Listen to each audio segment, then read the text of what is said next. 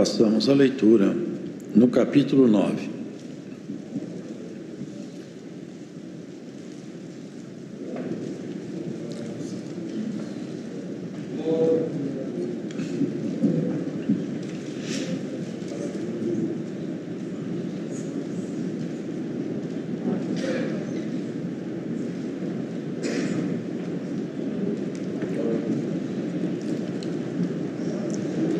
Ora, também o primeiro tinha ordenanças de culto divino e um santuário terrestre, porque um tabernáculo estava preparado, o primeiro, em que havia o candeeiro e a mesa e os pães da proposição, ao que se chama o santuário. Mas depois do segundo véu estava o tabernáculo, que se chama o Santo dos Santos, que tinha um incensário de ouro e a arca do concerto, coberta de ouro todo em redor, em que estava um vaso de ouro que continha o maná, e a vara de Arão que tinha florescido, e as tábuas do concerto.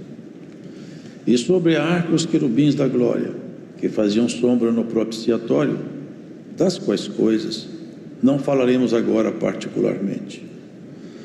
Ora, estando essas coisas assim preparadas, a todo tempo entravam sacerdotes no primeiro tabernáculo, cumprindo os serviços, mas no segundo, só o sumo sacerdote, uma vez por ano, não sem sangue, que oferecia por si mesmo e pelas culpas do povo, dando nisso a entender o Espírito Santo que ainda o caminho do santuário não estava descoberto, enquanto se conservava em pé o primeiro tabernáculo, que é uma alegoria para o tempo presente, em que se oferecem dons e sacrifícios que, quanto à consciência, não podem aperfeiçoar aquele que faz o serviço, consistindo somente em manjares e bebidas, e várias abluções e justificações da carne impostas até o tempo da correção. Mas, vindo Cristo, o sumo sacerdote dos bens futuros, por um maior e mais perfeito tabernáculo, não feito por mãos, isto é, não desta criação, nem por sangue de bodes e bezerros, mas por seu próprio sangue, entrou uma vez no santuário, havendo efetuado uma eterna redenção. Porque, se o sangue dos touros e bodes e a cinza do manovilho esparzida sobre os imundos o santifica quanto à purificação da carne, quanto mais o sangue de Cristo, que pelo Espírito Eterno se ofereceu a si mesmo, imaculado, a Deus, purificará as vossas consciências das obras mortas, para servirdes ao Deus vivo.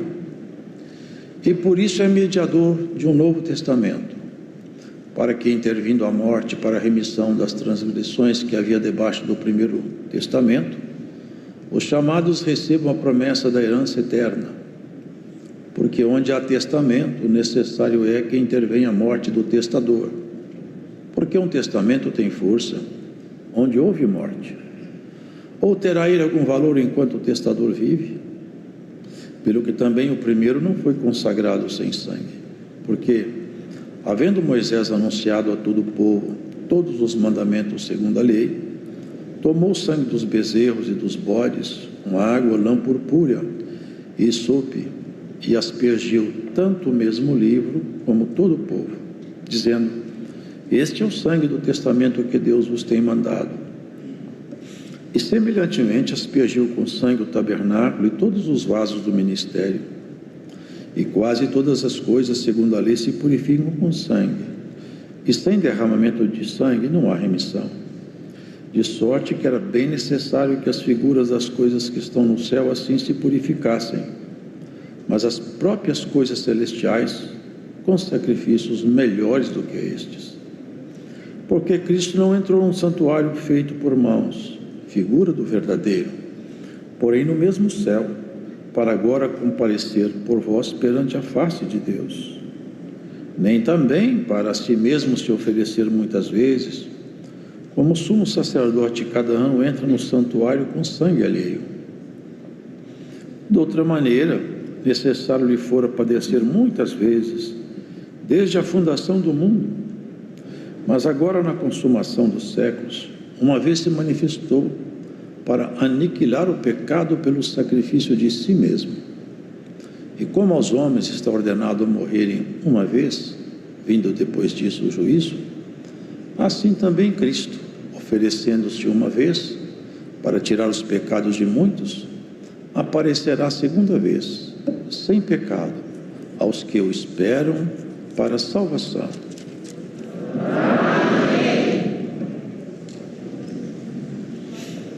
O autor da Epístola aos Hebreus, ele revela um profundo conhecimento de todo o Antigo Testamento, mas não revela só isso. Ele revela um profundo conhecimento também do Evangelho da Graça. Ele discorre sobre um, apontando o outro, com muita profundidade, porque essa ciência foi derramada sobre ele da parte do Espírito Santo, por obra de Cristo. E isso é maravilhoso, porque resgata muitas coisas. O homem, ele às vezes estabelece normas, ritos, regras, mas que não servem quase para nada. Muitas das regras humanas decorrem apenas do pensamento de uma pessoa ou de um grupo de pessoas. Não tem grandes importâncias, grandes fundamentos. Mas quando Deus estabelece alguma coisa, então nós temos que meditar com muita atenção. O Eterno, quando Ele estabelece regras, quando Ele dita normas, quando Ele fala de alguns ritos, nós temos que ter atenção, porque afinal o autor disso, ele não tem mente humana, ele não olha como nós olhamos.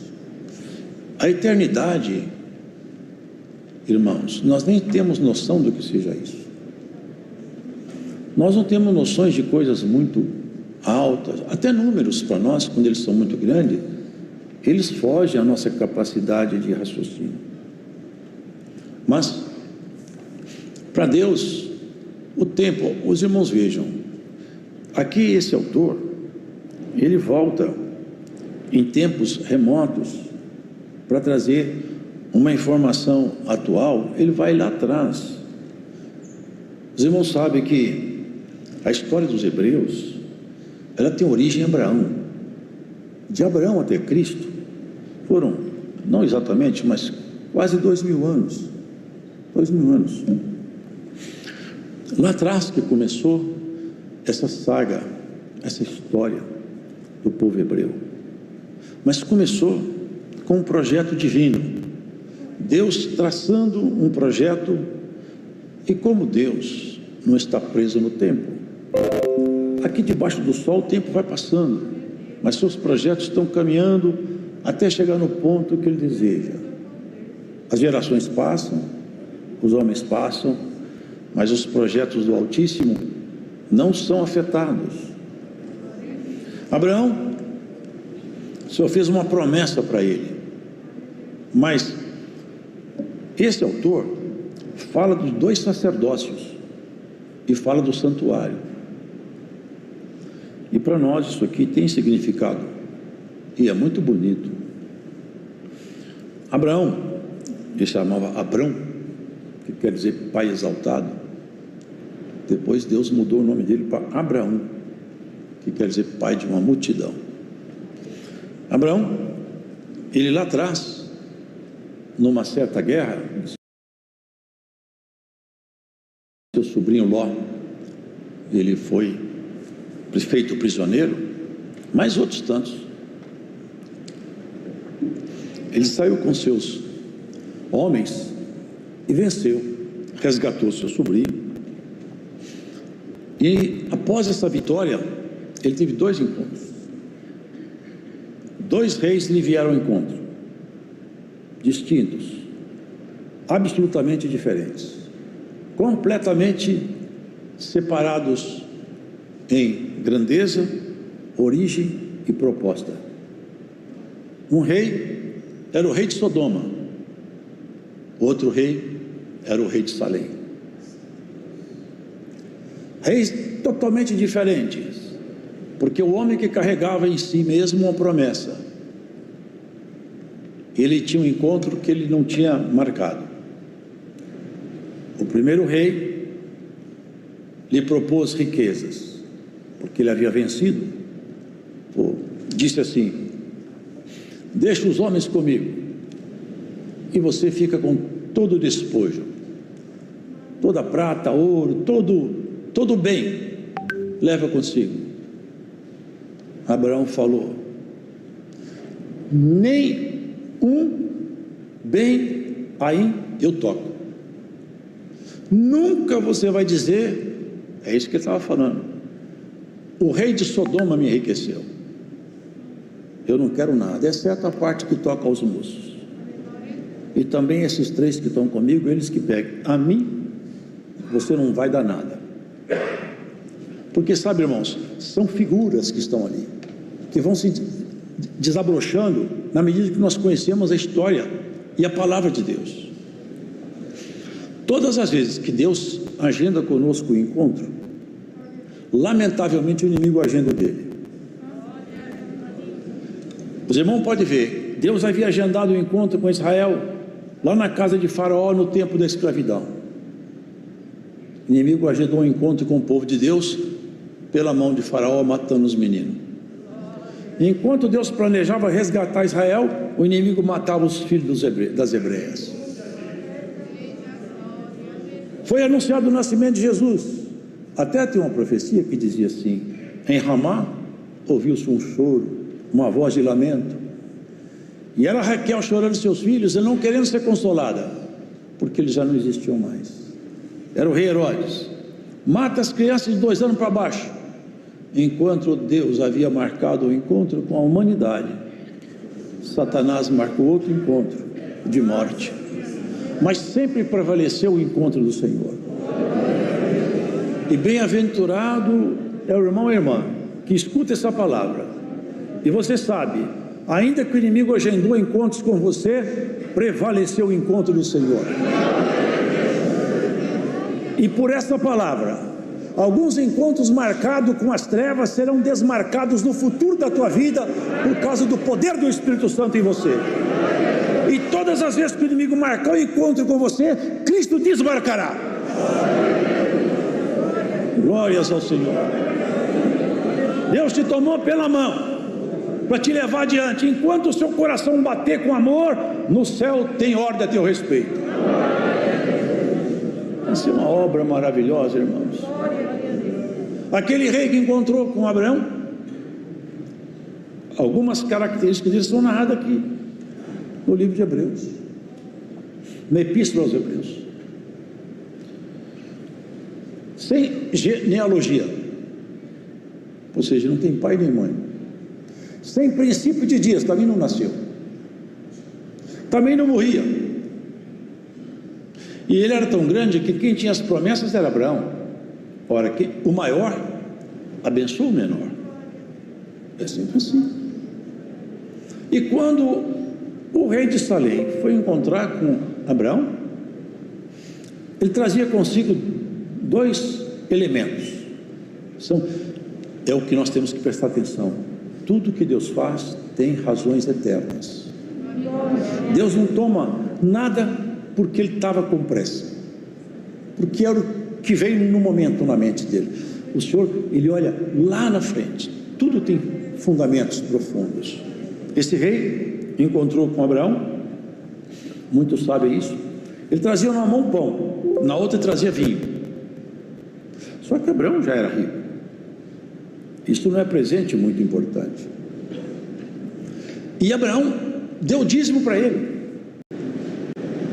O dízimo era um tributo de um sacerdócio.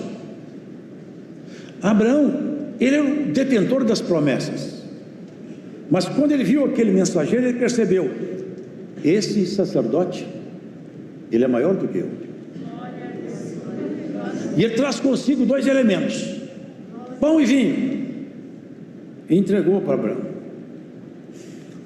Melquisedeque e Arão representam dois sacerdócios. Nós temos que voltar um pouco na história para entender essa palavra, para entrar na leitura com fundamento.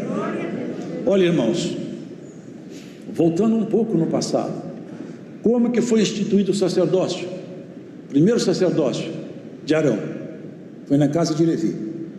A tribo de Levi foi transformada em tribo sacerdotal. Eles serviam ao Senhor em toda a cerimônia, em todo o cerimonial que era proposto na lei. E o sumo sacerdote da ordem era Arão, irmão de Moisés. Essa é a linhagem sacerdotal antiga. Da linhagem de Levi é que deveriam sair os sacerdotes. Jesus não é da tribo de Levi. Jesus é de outra tribo. Vocês entendem o que está sendo pregado? Jesus pertencia à tribo chamada tribo de Judá, da qual nunca se falou em sacerdócio antes. Mas, como Deus faz tudo com profundidade, lá atrás, em Jacó, havia uma profecia escondida. Disse assim: Judá será o meu legislador. Legislador, aquele que faz leis. Sim. Em Judá, na tribo de Judá, vai nascer o legislador, aquele que estabelecerá as leis que vão reger a igreja futura. São dois sacerdócios. O sacerdócio de Melquisedeque, irmãos, é um sacerdote de sacerdócios eternos que não morrem. E esse sacerdote foi que, encontrando com Abraão, lhe abençoou. O autor dos Hebreus faz reporte a isso aqui, a este encontro, a esse sacerdote, e aos rituais e a certas práticas que os levitas faziam, e os sacerdotes, que eles mesmos não entendiam. É como se essa igreja tivesse uma cortina aqui no meio dela, até embaixo, né? Aqui, de cá, os sacerdotes ministravam. Aquela parte mais interna, só o sumo sacerdote podia entrar ali, uma vez por ano só. E tinha regra: ele tinha que pegar umas brasas do altar, chegar lá dentro, colocar as brasas e colocar um incenso em pó em cima das brasas, e levantava uma fumaça, e a fumaça cobria a arca, o propiciatório, para que ele não morresse. Ele não podia entrar ali sem sangue, ele tinha que pegar sangue, pôr no dedo o sangue, ele aspergia na frente da arca e 7 vezes no propiciatório. Ele estava dizendo o seguinte: eu não tenho dignidade de entrar aqui, eu não tenho dignidade pessoal para passar para dentro desse tabernáculo, mas uma vida foi tirada, um animal foi sacrificado, a vida foi ceifada, para que o meu pecado não se apresente agora aqui, mas que se apresente aquela vida imolada como uma desculpa para o meu pecado, uma justificativa temporária. Deixa eu entrar aí, não com minha honra, mas pela vida que foi ceifada, para que eu possa entrar nesse santuário. O sumo sacerdote entrava com medo e saía muito cuidadosamente dali. Ora, também o primeiro tinha ordenanças de culto divino e um santuário terrestre, porque um tabernáculo estava preparado primeiro, em que havia o candeeiro, a mesa e os pães da proposição, e eram 2 fileiras de 6 pães. Ali era o pão da proposição, o pão da presença. Ali estava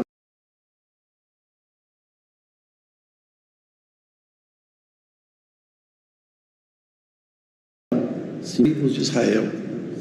Tinha um incensário de ouro e a arca do concerto, coberta de ouro, toda em redor.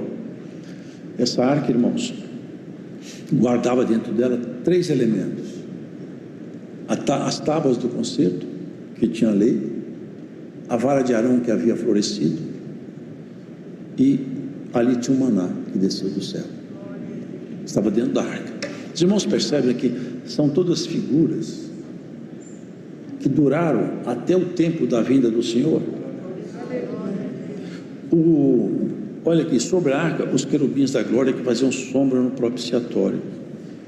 E no segundo, só o sumo sacerdote, uma vez por ano, e não sem sangue, que oferecia por si mesmo e pelas culpas do povo, dando nisso a entender o Espírito Santo que o caminho do santuário não estava descoberto, porque esse santuário, o lado mais interior, ele representa o céu.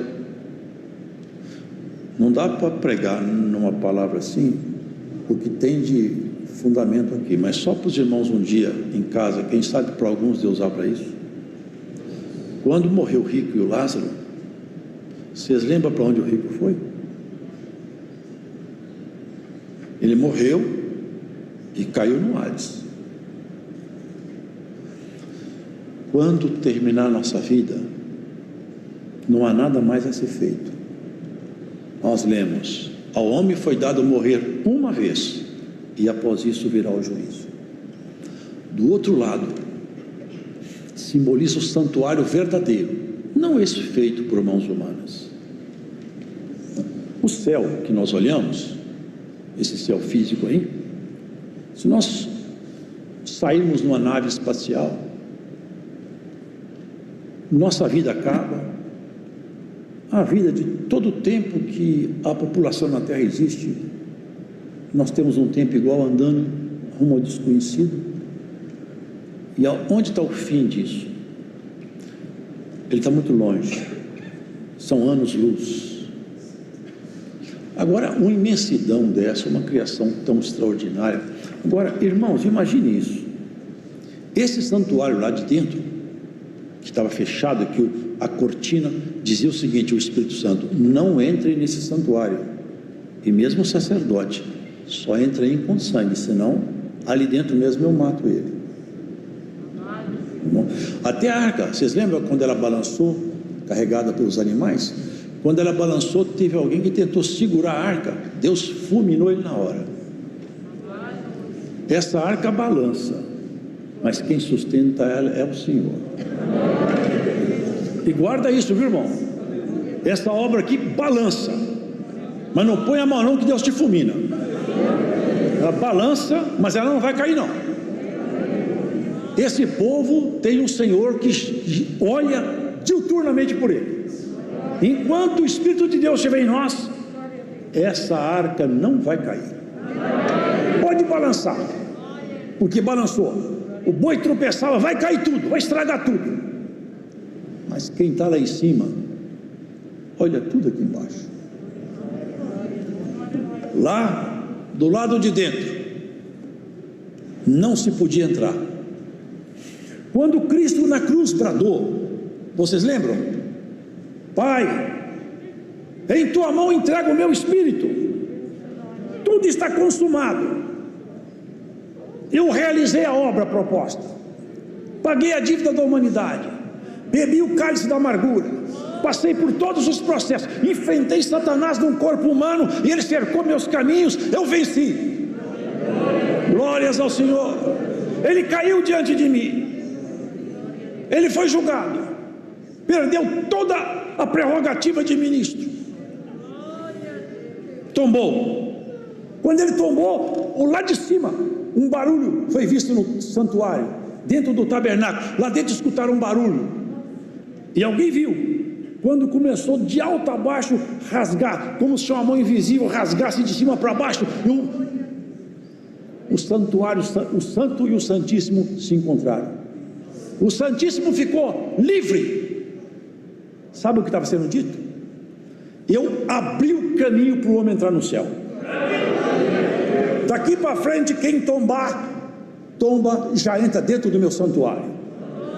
O caminho aos céus foi aberto na cruz. Tudo que era impossível à lei é possível na graça, porque a lei é espiritual boa. Eu já vi as pessoas falar comigo: a lei é boa, a lei é espiritual, a lei é boa e a lei é espiritual. Mas quando o homem peca, a lei mata e não dá vida. A lei condena e não salva. Mas Jesus, cumprindo a lei, nos trouxe a graça, que remediou nossa história, sarou, resgatou. E quando nós estamos tropeçando, estamos arrependendo, a justificação dele está em nós trabalhando. Quando nós ficamos arrependidos de um erro, o Senhor é o nosso advogado nos tribunais eternos. Ainda que o inimigo queira nos acusar, o Senhor fala: o assunto dele já está tratado lá na cruz. A nossa justificação é essa, porque quando Deus olha para nós, não vê nossas misérias, vê a obra de Cristo estampada em nosso rosto. É o sangue que foi vertido que nos justifica. Por isso que o crente fala: Senhor Jesus, me cubra com teu sangue. Ou seja, esse pagamento que foi feito da minha dívida na cruz, Senhor, põe ele agora em memória, tem misericórdia de mim. O meu inimigo me cercou, Senhor, eu estou numa fraqueza terrível, Senhor, eu tropecei ontem, me ajuda. O sangue de Cristo te justifica. Isso não é para abrir as portas para nós pecarmos voluntariamente, porque aquele que peca voluntariamente, ele fecha as portas da reconciliação. Mas são as fraquezas, são os momentos que a nossa natureza humana, ela está fragilizada pelos processos da vida. O caminho aos céus foi aberto, e foi aberto com tamanha clareza, que ali na cruz, os irmãos se lembram muito bem o que aquele ex-ladrão ouviu: ainda hoje você estará comigo no paraíso. Eu já estou rasgando o véu do templo e o céu está aberto. Glórias ao Senhor. Ó mulher, ó homem de Deus, você foi chamado para entrar, não esses espaços aqui, o espaço onde Deus habita. Já pensaram a organização? Eu nunca vi falar que a lua parou de rodar, eu nunca vi falar que a terra trocou a rota, ela colidiria com o sol. Tudo funciona, os irmãos podem ver, tudo funciona. Há uma lei que rege todo o universo. Agora imagine como que é dentro do Santo dos Santos, figurado no tabernáculo. Já pensaram, irmão, o que é lá dentro? Foi por isso, irmãos, que Estevão, apedrejado como um cão, ele abriu os olhos e o Senhor abriu os céus. Ô Estevão, olha aqui. E ele viu o Senhor, ele viu um pouquinho daquela glória em cima.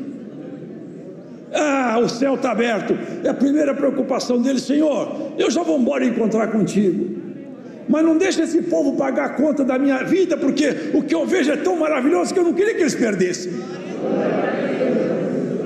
O amor de Cristo tomou conta dele, porque o véu se abriu, e na morte de Estevão o véu se abriu para ele também. Na sua morte o véu está aberto para você. Por isso que nós não temos que ter medo de morrer. Nós temos que ter medo, sabe de quê? É de pecar e viver em transgressão, com vida ímpia. Se Deus está conosco, tudo tem jeito. Tudo é possível para aquele que crê. Aonde você for, por onde você passar, se Deus te der a mão, você vai saltar o valado. Se Deus entrar com você, não tem ninguém que te vence. Se Deus te perdoar, não tem ninguém que te acusa. Se Deus for teu amigo, os teus inimigos podem se multiplicar, como Davi falava quando o seu filho seguiu a persegui-lo: como se tem multiplicado os meus adversários, Senhor. Mas de todos Deus tirou ele por cima, e de todos Deus vai tirar você também. Essa igreja foi chamada para entrar no Santo dos Santos. Lá dentro é a figura que está aqui. Os irmãos vejam, a purificação para entrar aqui. O sacerdote tinha que levar sangue. Ele matava o animal e levava o sangue consigo para poder entrar lá.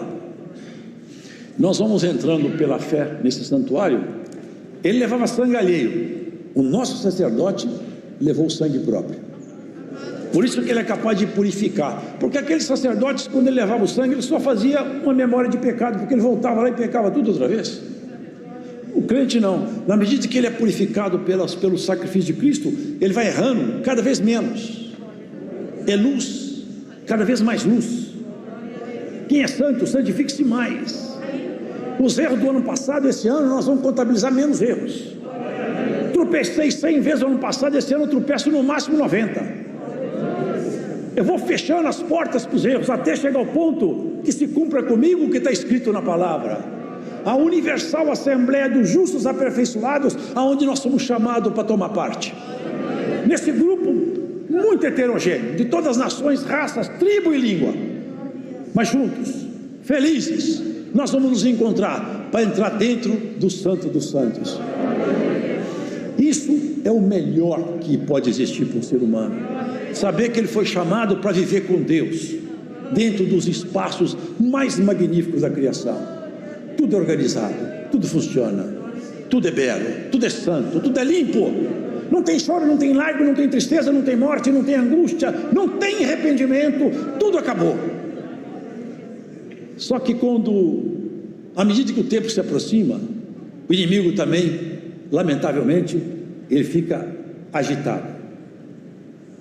O Senhor está agendando um encontro com a igreja para muito pouco tempo. O nosso encontro final com Cristo está muito próximo. Nosso adversário anda agendando encontros aí, mas prevalecerá o encontro do Senhor. Olha, eu já observei na Escritura vários sinais. Ninguém sabe a data. Quem anuncia a data da volta do Senhor peca. Porque enquanto Jesus Cristo esteve aqui em corpo humano, porque hoje ele sabe porque ele é Deus, mas enquanto ele esteve aqui em corpo humano, ele se restringiu, e ele confessou: eu não sei o dia. E todos que anunciarem o dia do Senhor, o ano da volta, pecam. Mas nós podemos saber de uma coisa: está perto. Está perto. Os irmãos, vejam como que nós estamos chegando para tomar posse dentro do Santo dos Santos. O Senhor disse assim: Jerusalém será pisada pelos gentios, até que o tempo dos gentios complete. No ano de 70, os irmãos sabem tudo isso. O general Tito entrou em Jerusalém, derrubou os muros, derrubou as casas, matou as mulheres e os homens, derrubou o templo de Jerusalém. Até o ano de 1948, os judeus andaram perdidos, vagueando pela terra, sem ter um país. Na história da humanidade que eu conheço, acho que não tem outro, o único povo que passou quase 1900 anos sendo povo sem ser país foi Israel. E mais, a única língua que ficou quase 1900 anos encostada num canto e ela voltou a reviver foi o hebraico. Até que o tempo dos gentios complete. O tempo do gentio é o nosso tempo, são os não judeus. Quando entrar o último gentio na graça, na arca, semelhança daquela arca de Noé, quando entrar o último, porque a gente não sabe, mas o Senhor sabe, ele está contabilizando. Quando o último entrar na arca e ficar convertido, sabe o que vai acontecer? Você vai falar para os anjos dele: pode tocar as trombetas. Vai juntar todo o exército do céu, a alta corte celestial, os querubins da glória, a estrutura mais poderosa do universo, vai juntar todos e falar: vem comigo. É o dia de encontrar a minha igreja, é o dia de encontrar Maria, Pedro, José, Antônio, machucado, provado, tentado, traído, esquecido. Você vai ver aquele dia o Senhor com voz de arcanjo e com trombeta, te chamar pelo nome, gritando cada um de nós. O Senhor agendou esse encontro que está perto, e Satanás está agendando encontros com a igreja por vários caminhos de contradição. Mas não larga do teu posto, não corra da guerra, não desanime da fé, porque Cristo vai te fortalecer. No final do tempo surgirão homens amantes de si mesmos, carregados de pecado, carregados de vanglória, com comichões nos ouvidos, não sofre mais a sã doutrina. Mas você seja firme e fiel, como o Senhor disse para Timóteo pelo Espírito Santo. Paulo falava: ser fiel, exemplo de tudo, Timóteo. Guarda o que tens, para que ninguém tome a tua coroa. Ao que vencer, disse o Senhor, dá-lhe de comer da árvore da vida que está no paraíso de Deus. Ele fala assim para um anjo da igreja: vou te dar uma pedra branca, e nela está escondido o seu novo nome. E ninguém sabe o que está escrito ali, só aquele que recebe. Até nosso nome vai ser diferente, tudo vai ser diferente. Nós estamos caminhando para entrar no céu. Os caminhantes para o céu, eles têm umas características: no jeito de vestir, no jeito de falar, no jeito de agir, de reagir. Quem caminha para o céu, olhando ele, se percebe: este homem está indo para o céu, essa mulher está indo para o céu. Eu percebo no jeito dela vestir, no jeito dela falar, nos negócios que ele faz. Eu percebo que ele não é daqui, é um estrangeiro, é forasteiro. Será que nós somos todos forasteiros por aqui? Ou tem alguém que achou aqui o ponto de parada? Eu não quero ficar aqui não. Queridos irmãos, nós temos que ser forasteiros nesse lugar. Aqui não pode ser o lugar de seu paradeiro final. Quando você tiver que negociar entre seu princípio e um prejuízo, fica com prejuízo. O princípio não se negocia. Quando você tiver que negociar seu caráter ou uma grande afronta, beba a afronta,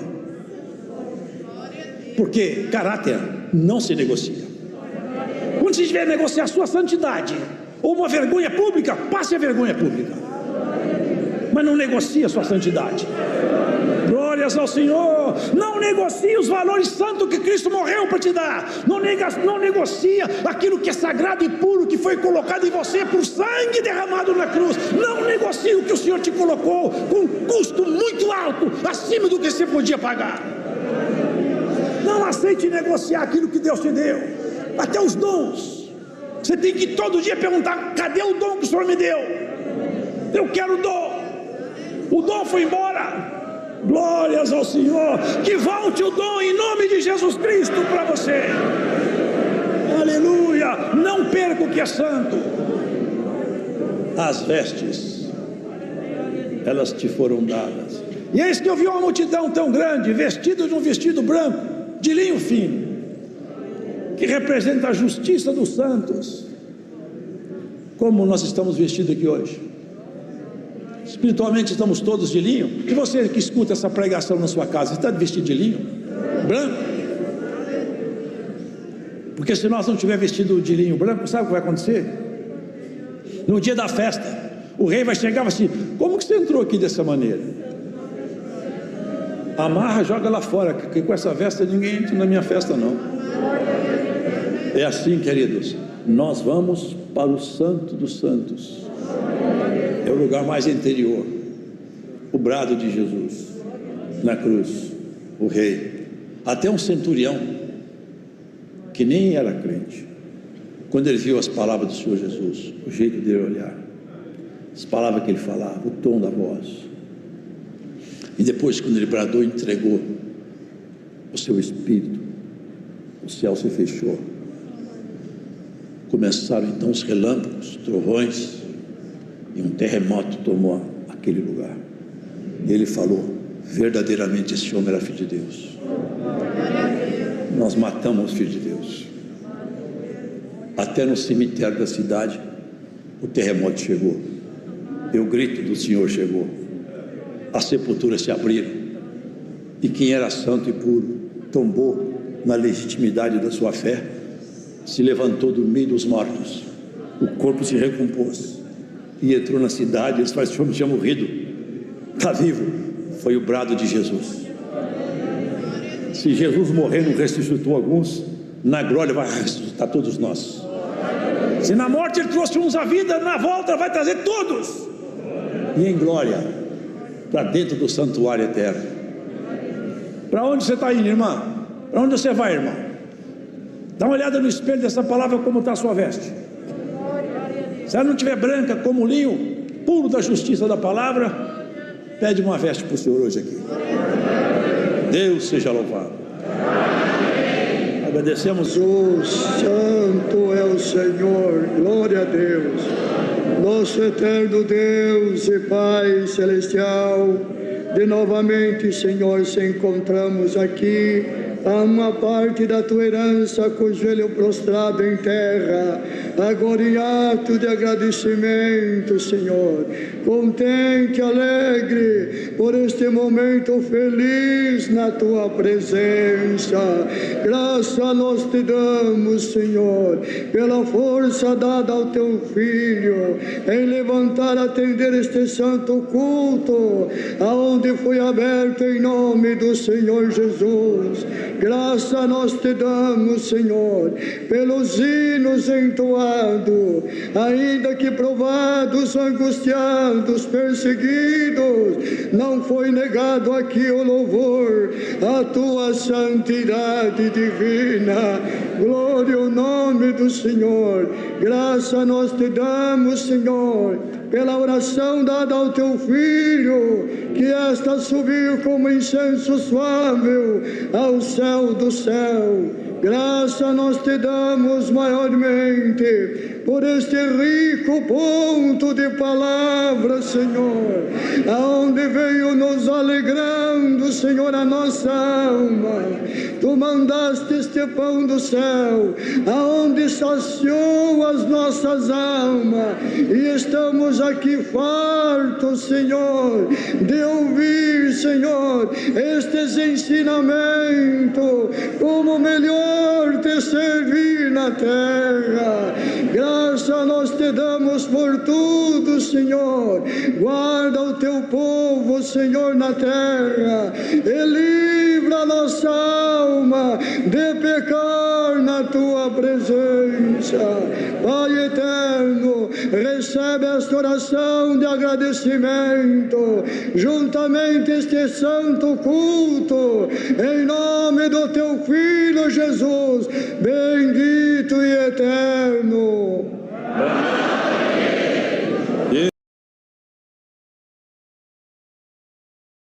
Paz de Deus a todos. Palavra do culto de hoje, quarta-feira, foi no livro de aos Hebreus capítulo 9, direto da congregação do Brás, ancião que pregou, irmão Luiz Carlos. Se inscreva no canal e acione o sininho das notificações. Deus abençoe a todos.